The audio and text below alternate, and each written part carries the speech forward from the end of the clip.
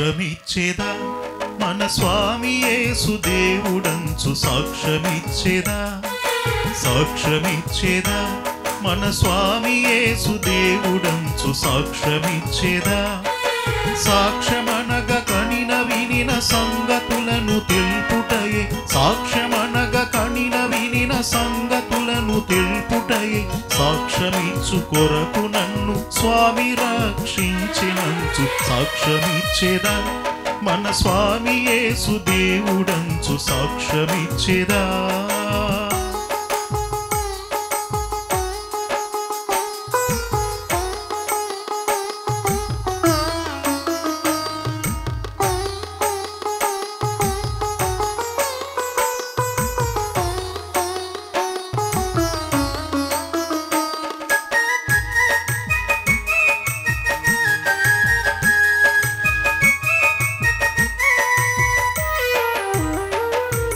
చోరులైన జారులైన చారులైన నెవ్వరైన చోరులైన జారులైన చారులైన నెవ్వరైన ఘోర పాపులైన క్రీస్తు కూర్మితో రక్షించెనంచు సాక్ష్యమిచ్చేదా మన స్వామి యేసు దేవుడంచు సాక్ష్యమిచ్చేదా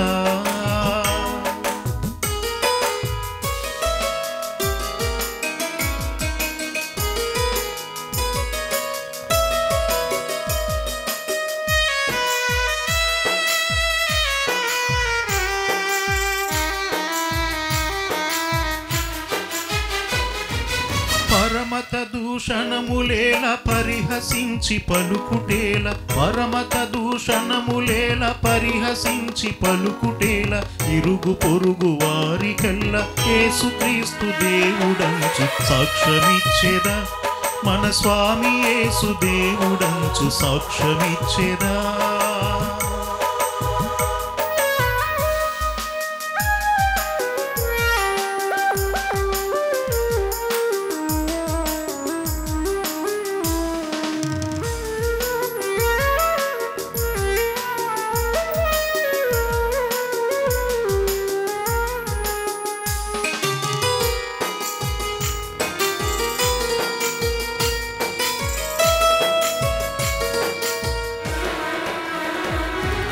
ఎల్ల కాలమూరకుండ నేల ఆత్మశాంతి లేక ఎల్ల కాలమూరకుండ నేల ఆత్మశాంతి లేక అల్లడిల్లు వారలకును తండ్రి కుమారాత్మ పేర సాక్ష్యమిచ్చేదా మన స్వామి యేసు దేవుడంచు సాక్ష్యమిచ్చేదా సాక్ష్యమిచ్చేదా మన స్వామి యేసు దేవుడంచు సాక్ష్యమిచ్చేదా సాక్ష్యమనగ కనిన వినిన సంగతులను తెలుపుటయే సాక్ష్యమనగ కనిన వినిన సంగతులను తెలుపుటయే సాక్ష్యమిచ్చు కొరకు నన్ను స్వామి రక్షించినంచు సాక్ష్యమిచ్చేదా మన స్వామి యేసు దేవుడంచు సాక్ష్యమిచ్చేదా సాక్ష్యమిచ్చేదా మన స్వామి యేసు దేవుడంచు సాక్ష్యమిచ్చేదా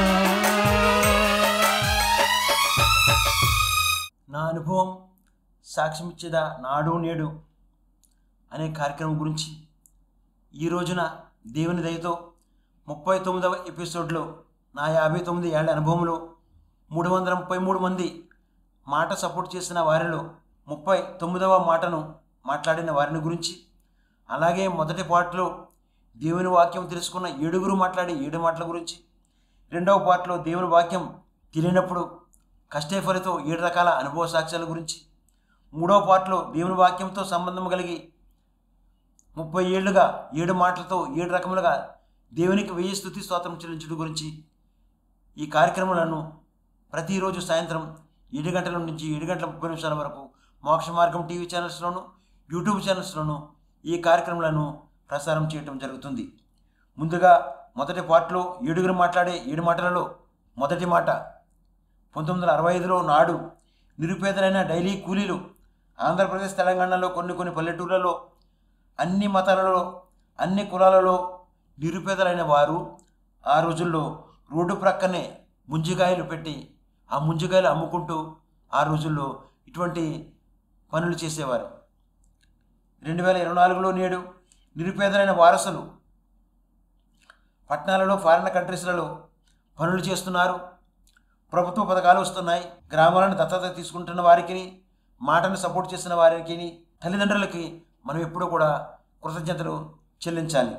రెండవ మాట, 1965లో ఆంధ్రప్రదేశ్ తెలంగాణలో కొన్ని పల్లెటూర్లలో ఉండే అన్ని మతాలలో అన్ని కులాలలో ఉండే నిరుపేదలైన పిల్లలు చదువుకునే స్తోమత లేక బాల కార్మికులుగా ఇటుకలు మోయటం, ఇటుకలు చేయటం, ఇటుకలు కాల్చటం, అలాగే వరి చేనులు పనులకు వెళ్ళటం, కోతలు కోయటం, ఆ చిన్నపిల్లలుగా అటువంటి పనులు చేయటం నేను చూడటం జరిగింది. 2024లో నేడు నిరుపేదల పిల్లలు చదువుకోవడానికి ప్రభుత్వ పథకాలు వస్తున్నాయి. తల్లిదండ్రులు అప్పులు చేసి చదివిస్తున్నారు, లేదా ఫారిన్ కంట్రీస్లు చదవటానికి బ్యాంకుల్లో లోన్లు తీసుకుని ప్రతి నెల ఈఎంఐ కట్టేలాగా చదివిస్తున్న వారికి, సపోర్ట్ చేస్తున్న వారికి మనం ఎప్పుడు కూడా కృతజ్ఞతలు చెల్లించాలి. మూడవ మాట, 1965లో నాడు ఆంధ్రప్రదేశ్ తెలంగాణలో కొన్ని పల్లెటూర్లలో ఉండే అన్ని మతాలలో అన్ని కులాలలో ఉండే నిరుపేదలైన వృద్ధులను, విధవరాండ్రులను ఆ రోజుల్లో పెద్ద కూతురుగా ఇంటిలో ఉంటున్నటువంటి పెద్ద కూతురు సరిగ్గా చూడక, భోజనం పెట్టక, సరైన బట్టలు కొనక, దిక్కు తోచని స్థితిలో ఉండే వారిని అనాథాశ్రమంలో పెట్టేవారు ఆ కూతురుగా ఉండే ఆ పెద్ద కూతురు. మరి నేడు వృద్ధులకు, వికలాంగులకు, విధవరాండ్రులకు ప్రభుత్వ పథకాలు వస్తున్నాయి. వారి ద్వారా డబ్బు రావడం ద్వారా చూసి ఆ పెద్ద కూతురు ఆ ఇంటిలో పెట్టుకుని వృద్ధులను, విధవరాండ్రులను, వికలాంగులను ఇంట్లోనే పెట్టుకుని మరి ప్రేమగా చూస్తూ మంచి భోజనం పెట్టి మంచి బట్టలు ఇచ్చి, ఎందుకంటే వారి ద్వారా డబ్బులు వస్తున్నాయి కాబట్టి అటువంటి పెద్ద కూతురుగా చూస్తున్నటువంటి ఆ పెద్ద కూతురికి నా ప్రత్యేకమైన కృతజ్ఞతలు తెలియజేస్తున్నాను. నాలుగవ మాట, 1965లో నాడు నిరుపేదలైన పుట్టుక క్రైస్తవులు ఆంధ్రప్రదేశ్ తెలంగాణలో కొన్ని పల్లెటూర్లలో ఉండే పుట్టుక క్రైస్తవులు ప్రతి ఆదివారం మాత్రమే సంఘానికి వెళ్ళి మిగిలిన రోజుల్లో వారు రోడ్డు పక్కన మరి ఆ ముంజికాయల వ్యాపారం కానీ, జ్యూస్ వ్యాపారం కానీ, మామిడికాయలు పెట్టుకుని అటువంటి అమ్ముకుని అటువంటి వాటి ద్వారా వచ్చిన డబ్బులతోటే ఆ నిరుపేదలుగా ఆ పుట్టుక క్రైస్తవులుగా బ్రతకడం జరిగేది. మరి 2024లో నేడు పుట్టుక క్రైస్తవుల వారసులు పట్టణాలలో ఫారిన్ కంట్రీస్లో ఉంటూ గొప్పగా ఆశ్రయించబడడానికి కారణం తల్లిదండ్రులు కష్టే ఫలి, వారు చేసిన గొప్ప ప్రార్థన. అందుకే తల్లిదండ్రులకు ప్రతిరోజు కూడా మన కృతజ్ఞతలు చెల్లించాలి. మరి ఐదవ మాట, 1965లో నాడు నిరుపేదలైన పాస్టర్లు ఆంధ్రప్రదేశ్ తెలంగాణలో కొన్ని పల్లెటూర్లలో ఉంటూ పేదరికంతో ఉంటూ స్వార్థ సేవ చేస్తూ పాస్టర్లు అందరూ కూడా కలిసి ఉండి మంచి స్వార్థ సేవ చేసేవారు. మరి 2024లో నేడు పాస్టర్లు, ఆ పాస్టర్ల వారసులుగా 3 రకాలుగా పాస్టర్ల గురించి మీకు చెప్పబోతున్నాను.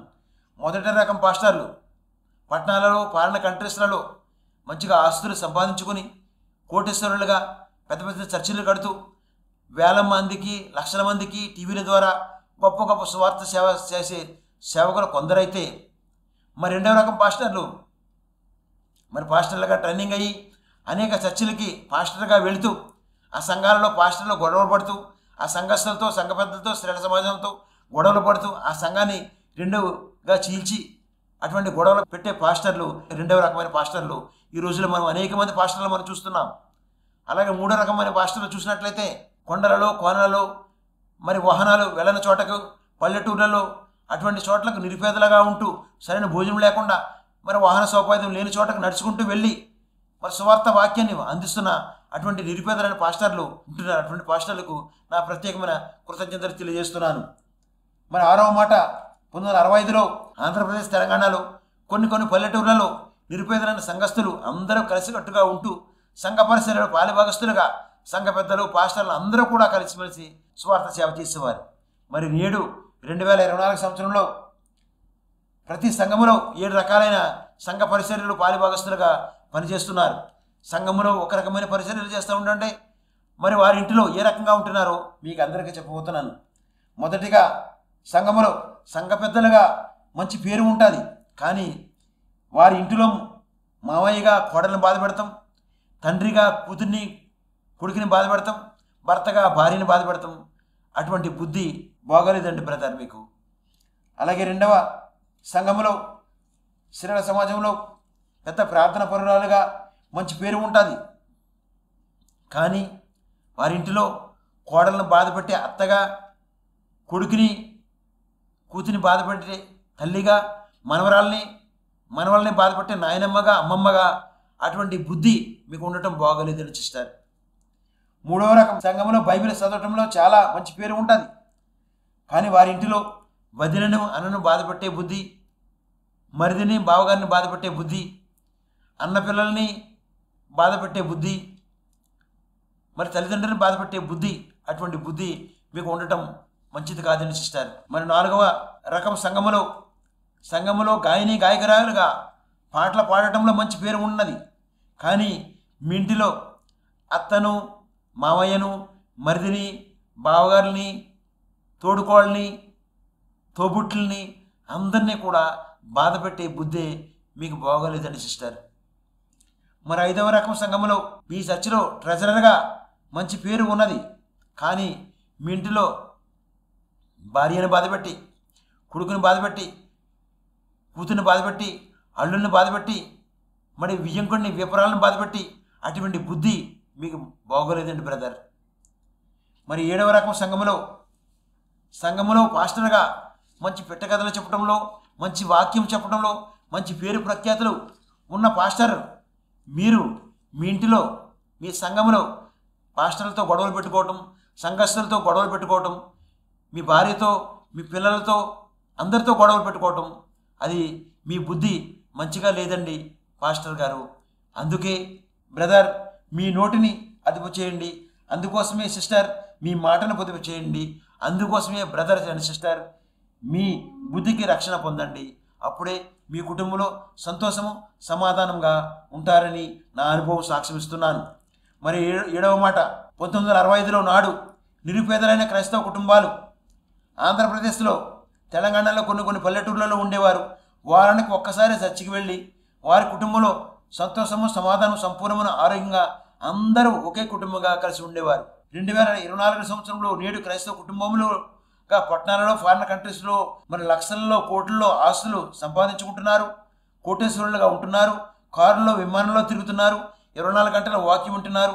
ఎన్నో కోట్ల ఆస్తులు ఉన్నప్పటికీ, ప్రభు వాక్యం ఎంతో మీకు తెలిసినప్పటికీ, బైబిల్ మరి బోధించే పాస్టర్లు పెద్ద పెద్ద పాస్టర్లు మీ ఇంటికి వచ్చి మరి ప్రార్థన చేసినప్పటికీ మీ కుటుంబంలో సంతోషము లేదు, సమాధానం లేదు, సంపూర్ణమైన ఆరోగ్యం లేకుండా ఉన్న క్రైస్తవ కుటుంబాలను చూసినట్లయితే ఒకే ఇంటిలో ఉంటున్న వదిన మరిదిని కలిపేది మాట్లాడే మాట, ఒకే ఇంటిలో ఉంటున్న వదిన మరిదిని విడదీసేది మాట్లాడే మాట, ఒకే ఇంటిలో ఉంటున్న పెద్ద వదిన మరిదిని కలిపేది మాట్లాడే మాట, ఒకే ఇంటిలో ఉంటున్న పెద్ద వదిన మరిదిని విడదీసేది కూడా మాట్లాడే మాట, ఒకే ఇంటిలో ఉంటున్న రెండవ వదిన మరిదిని కలిపేది మాట్లాడే మాట, ఒకే ఇంటిలో ఉంటున్న రెండవ వదిన మరిదిని విడదీసేది కూడా మాట్లాడే మాట, ఒకే ఇంట్లో అందరినీ కలిపేది మాట్లాడే మాట, ఒకే ఇంట్లో అందరిని విడదీసేది కూడా మాట్లాడే మాట. అందుకే and brother and sister and pastor గారు మీ నోటిని అదుపు చేయండి, అందుకే మీ మాటను పొదుపు చేయండి, మీ బుద్ధికి రక్షణ పొందండి. అప్పుడే మీ కుటుంబంలో సంతోషము సమాధానంగా మీరు దీవించబడతారని నా అనుభవం సాక్ష్యమిస్తున్నాను. ఇప్పుడు ఒక స్తుతిగీతం విందాం. స్తుతిగీతం విన్న తర్వాత రెండవ పార్ట్లో దేవుని వాక్యం తెలియనప్పుడు 7 రకాల కష్టఫల గురించి 7 అనుభవ సాక్ష్యాల గురించి, మూడవ పార్ట్లో దేవుని వాక్యం తెలుసుకున్న నేను 30 ఏళ్ళుగా 7 మాటలతో 7 రకాలుగా దేవుని స్తుతించడం గురించి మీ అందరికీ చెప్పబోతున్నాను.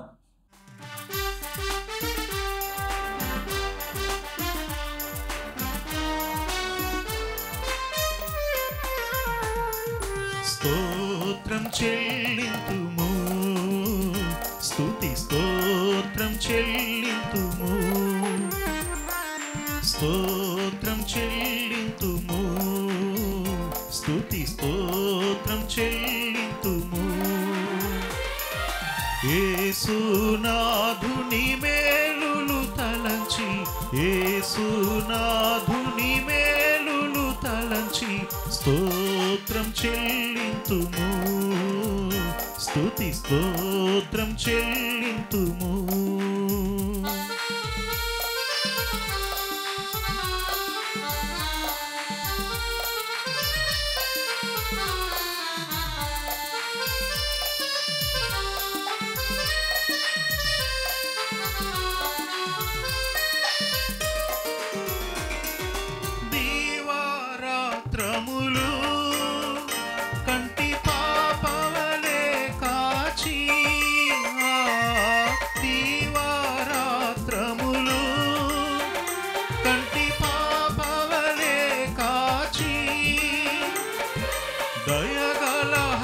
హస్తముతో బ్రోచి నడిపించితివి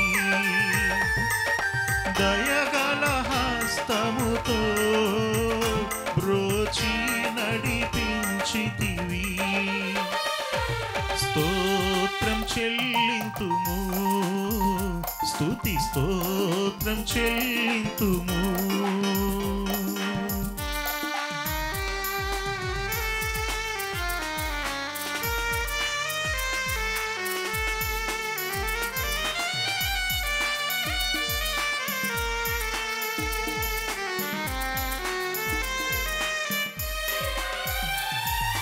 గాఢాంధకారములో కన్నీటిలో ఎలలో గాఢాంధకారములో కన్నీటిలో ఎలలో కృషించిపోనీయక కృపలతో బలపరచితివి కృషించిపోనీయక కృపలతో బలపరచితివి స్తోత్రం చెల్లింతుము స్తుతి స్తోత్రం చెల్లింతుము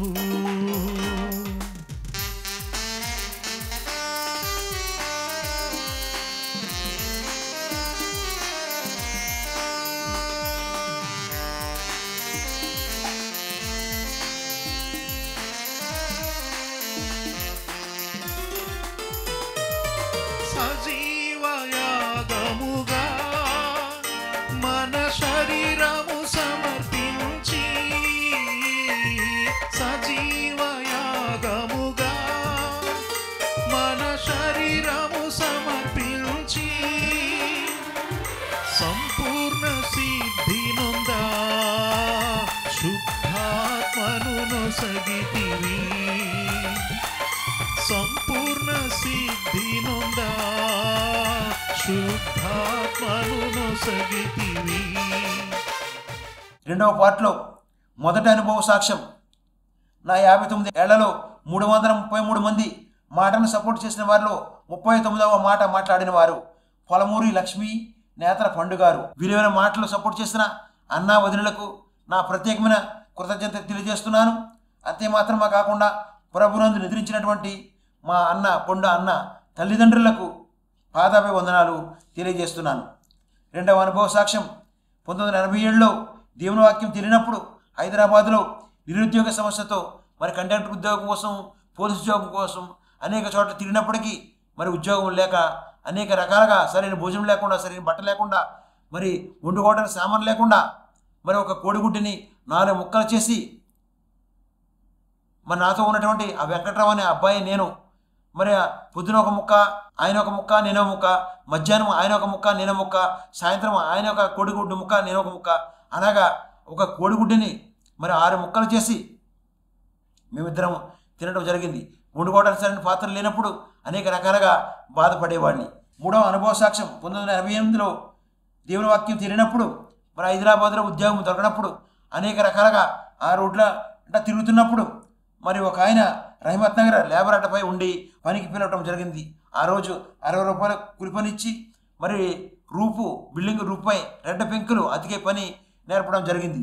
ఆ రెడ్డ పెంకులు అతకడానికి వెళ్ళినప్పుడు నాకంటే సీనియర్ మేస్త్రులు వారికంటే మంచిగా పని నేర్చుకుంటానని వారికంటే కూలి ఎక్కువ వస్తుందని నేను అన్నం పట్టుకెళ్ళిన బాక్సులు అన్నమంతా తినేసి ఆ బాక్సులో ఆ టైల్స్ ముక్కలు ఆ రెడ్డ పెంకులు ముక్కలు వేసి ఉంచేవారు.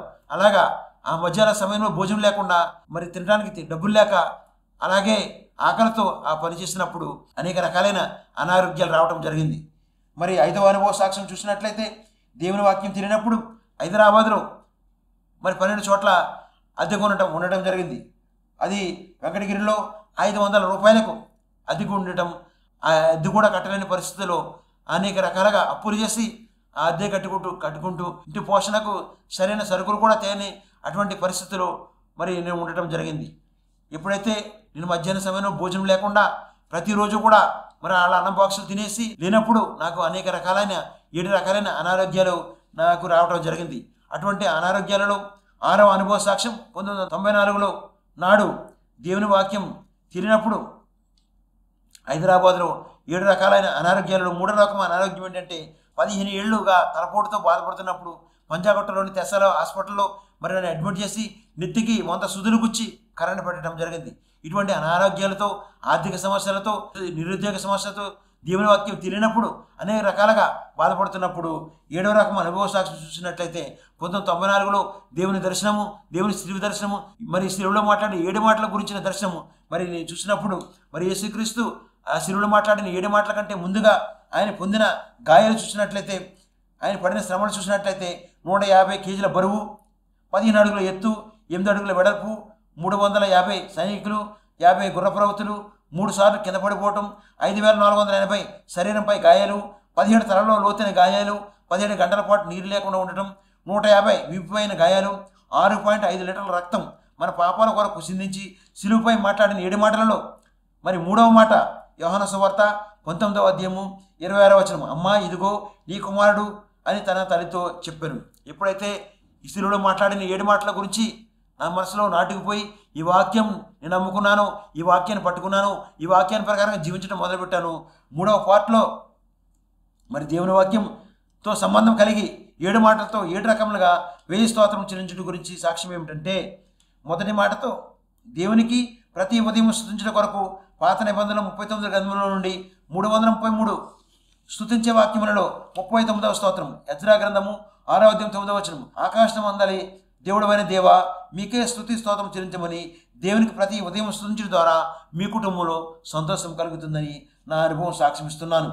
మరి 2వ మాటతో దేవునికి ప్రతి మధ్యాహ్నం మహిమపరచడం గురించి పత్రికా పాఠ్యములు 23 గ్రంథముల నుండి 333 స్తుతించే వాక్యములలో 39వ స్తోత్రం, 1 తిమోతి 3వ అధ్యాయం 16వ వచనము, ఆహా రోహణమైన తేజోమయుడమైన దేవా మీకే స్తుతి స్తోత్రం చెల్లించడం ద్వారా మీ కుటుంబంలో సమాధానం కలుగుతుందని నా అనుభవం సాక్ష్యమిస్తున్నాను. 3వ మాటతో దేవునికి ప్రతి సాయంత్రం గణపరచుట కొరకు సువార్త పాఠ్యములు 6 గ్రంథముల నుండి 333 స్తుతించే వాక్యములు 39వ స్తోత్రం, మత్తయి సువార్త 11వ అధ్యాయము 29వ వచనంలో దీన మనస్సు గలవాడమైన దేవా మీకే స్తుతి స్తోత్రం చెల్లించమని గణపరచడం ద్వారా మీ కుటుంబంలో సంతోషము, సమాధానము, సంపూర్ణమైన ఆరోగ్యం ఉంటాయని నా అనుభవం సాక్ష్యమిస్తున్నాను. 4వ మాటతో దేవునికి ప్రతి పరిశుద్ధ దినమున కృతజ్ఞత కానుకించడం గురించి సాక్ష్యం ఏమిటంటే, ప్రతిరోజు ఎవరైతే కూలి పనులకు వెళ్తున్నారో, ప్రతిరోజు తాపి పనులు, మరి మార్పుల పనులు, గ్రైండర్ పనులు, టైల్స్ పనులు, తాపి పనులు, అలాగే లేబర్ అడ్డలపై పనులకు వెళ్తున్నారో, ఎవరైతే చిన్న చిన్న వ్యాపారాలు చేసుకుంటున్నారో మీ అందరికీ చెప్పి నా అనుభవ సాక్ష్యం ఏమిటంటే, వారం వారం వచ్చిన దానిలో నుంచి 10% దేవునికి ఇవ్వండి, వారం వారం మీ ఇంటికి అయిన ఖర్చుల నుంచి కూడా దేవునికి 10% ఇవ్వండి. అంతే మాత్రమే కాకుండా నెల నెల జీతాలు తీసుకునేవారు ప్రతి నెల 10% ఇవ్వండి. అంతే మాత్రమే కాకుండా ప్రతి నెల మీ ఇంటికి అయ్యే ఖర్చుల నుంచి కూడా 10% ఇచ్చినట్లయితే అది మీ ప్రభురాత్రి భోజన సంస్కారం తీసుకుని మీ సంఘంలో బాప్తిసం తీసుకుని మీ సంఘంలో మీ సంఘ పాస్టర్కి ఇచ్చినట్లయితే మీ సంఘ పాస్టర్ చెప్పే వాక్యం ద్వారా అనేక మంది వాక్యాన్ని తెలుసుకుని రక్షణ పొందడానికి కారకులు మీరే, కుటుంబంగా మీరే గొప్ప భాగ్యానికి కారకులయ్యే అటువంటి భాగ్యం మీకు కలుగుతుంది. కాబట్టి మీరు ఇచ్చే మరి కానుకల ద్వారా వాక్యము అనేక మంది తెలుసుకోవాలి. కాబట్టి అటువంటి మరి కానుకలు ఇవ్వటం ద్వారా మీ కుటుంబంలో సంతోషం కలుగుతుంది, సమాధానం కలుగుతుంది, సమృద్ధి కలుగుతుంది. మీకు ఉన్నటువంటి ఆర్థిక సమస్యలు అన్ని తొలగిపోయి మీరు సంపూర్ణంగా సమృద్ధిలోకి వస్తారని నా అనుభవం సాక్ష్యమిస్తున్నాను.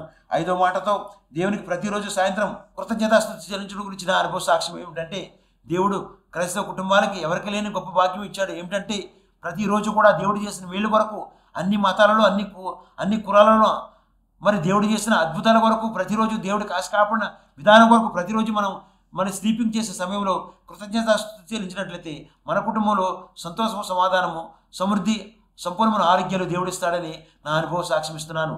మరి అన్ని కులాలలో అన్ని మతాలలో ఉన్నటువంటి మరి రాష్ట్రపతి అయినా, ప్రధానమంత్రి అయినా, ముఖ్యమంత్రులైనా, గవర్నర్లైనా, ఎంపీలైనా, ఎమ్మెల్యేలైనా, ప్రభుత్వ అధికారులైనా, డాక్టర్లైనా, నర్సులు, మరి లాయర్లు, జడ్జీలు, అలా పోలీస్ అధికారులు, కలెక్టర్లు, ప్రభుత్వ అధికారులు, విమానాలు, ట్రైన్లు, బస్సులు, లారీలు, డీసీఎంలు, కార్లు, ఆటోలు నడిపే డ్రైవర్ అందరి కుటుంబాలను, ప్రతి ఒక్కరి కుటుంబాలని ఈ రోజంతా కాపాడినందుకు దేవునికి మనకు ప్రతిరోజు మన కృతజ్ఞతాస్తుతి చెల్లించినట్లయితే దేవుడు మన కుటుంబంలో మరి దేవుడిస్తాడని నా అనుభవం సాక్ష్యమిస్తున్నాను.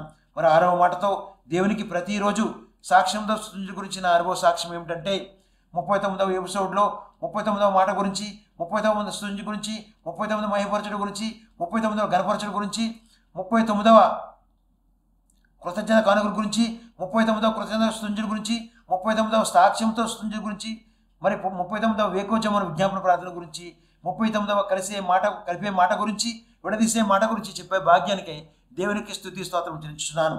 మరి 7వ మాటతో దేవునికి ప్రతిరోజు వేకువజామున విజ్ఞాపన ప్రార్థన మీరు నేను కలిసి చేసే ప్రార్థన ఏమిటంటే, మొదటి పార్ట్లో ఎవరైతే నిరుపేదలుగా డైలీ కూలి పనులు చేసుకుని చిన్న చిన్న వ్యాపారం చేసుకుంటున్నారో, ఎవరైతే నిరుపేదలుగా మరి చదువుకునే స్తోమత లేకుండా ఉంటున్నారో, ఎవరైతే నిరుపేదలుగా వృద్ధులు వికలాంగులు విధరాండ్రు ఉంటున్నారో, ఎవరైతే నిరుపేదలుగా అన్ని కులాలలో అన్ని మతాలలో ఉంటున్నారో, ఎవరైతే నిరుపేదలుగా పుట్టుక క్రైస్తవులు ఉంటున్నారో, ఎవరైతే నిరుపేదలుగా మరి పాస్టర్లు ఉంటున్నారో, నిరుపేదలుగా క్రైస్తవ కుటుంబాలు ఉంటున్నారో, వారందరి కొరకు ప్రార్థన చేద్దాం. వారందరూ అన్ని కులాలలో అన్ని మతాలలో ఎవరికైతే వివాహాలు జరగట్లేదో, ఎవరికైతే ఉద్యోగాలు రావట్లేదో, ఎవరికైతే గర్భఫలాలు రావట్లేదో, ఎవరికైతే మరి విదేశాలు వెళ్ళడానికి డబ్బులు సహాయం దొరకట్లేదో, వారందరి కొరకు మీరు నేను కలిసి ప్రార్థన చేద్దాం. మహాపరిశుద్ధుడు ప్రేమ కలిగిన మా ప్రియ పరలోకపు తండ్రి, మీ ఘనమైన ప్రశస్తమైన బంగారు పాదాలకు వెళ్ళని లెక్కలేని స్తుతి స్తోత్రాలు చేయించుకుంటున్నాను తండ్రి. ఇద్దరైనా 39వ ఎపిసోడ్ చెప్పే భాగ్యం దయచేసిన స్తోత్రాలు చేయించుకుంటున్నాను తండ్రి. ఈ కార్యక్రమంలో టీవీ ద్వారా యూట్యూబ్ ద్వారా ఎవరైతే చూస్తున్నారో వారి కుటుంబంలో సంతోషం సమాధానము సమృద్ధిని దయచేయండి తండ్రి. మరి అనారోగ్యంతో ఉన్నవారిని ముట్టండి, స్వస్థపరచండి. వివాహాలు జరిగిన వారికి వివాహాలు జరిగేలాగా సహాయం చేయండి. ఉద్యోగం లేని వారికి ఉద్యోగాలు దయచేయండి. గర్భఫలం లేని గర్భఫలము అయ్యేలాగా సహాయం చేయండి. అలాగే తండ్రి ఈ దినాన ప్రభావ పుట్టినరోజులు పెళ్లి రోజులు అలాగే నార్మల్ డెలివరీ ద్వారా నేను ఆడబిడ్డకు మగబిడ్డకు కావాలని జన్మించిన వాళ్ళ కుటుంబాలను కూడా మీరు దీవించి ఆశీర్వదించండి. ఎవరైతే ప్రభావ ఈ కార్యక్రమాలు చూస్తున్నారో, ఈ కార్యక్రమానికి అనేక మందికి షేర్ చేస్తున్నారో, ఈ కార్యక్రమం సపోర్ట్ చేస్తున్న కుటుంబాలను కూడా మీరు దీవించి ఆశీర్వదించమని. అలాగే తండ్రి ఈ కార్యక్రమం ద్వారా అనేక మంది వాక్యాన్ని తెలుసుకుని, వాక్యం ద్వారా అనేక మంది మీరే నిజమైన దేవుడని, వాక్యం మరి జీవగల వాక్యం అని తెలుసుకునే భాగ్యం ప్రతి ఒక్కరు దయచేయవలసిందిగా మా ప్రభును మీ ప్రియకమైన యేసుక్రీస్తు నామములో ప్రార్థించి స్తుతించబడుకుంటున్నాను పరమ తండ్రి. Amen, amen, amen. దేవునికి స్తుతి స్తోత్రములు. ఈ దినమున 39వ ఎపిసోడ్ చెప్పే భాగ్యం దేవుడు దయచేసినందుకు స్తుతి స్తోత్రాలు చేయించుకుంటూ ఈ 39వ ఎపిసోడ్ చూసే భాగ్యం మీ అందరికీ దయచేసినందుకు 39వ ఎపిసోడ్ చూసిన మీ అందరికీ నా ప్రత్యేకమైన కృతజ్ఞత తెలియజేస్తూ 39వ ఎపిసోడ్ మాటలను ముగిస్తున్నాను. Amen, amen, amen.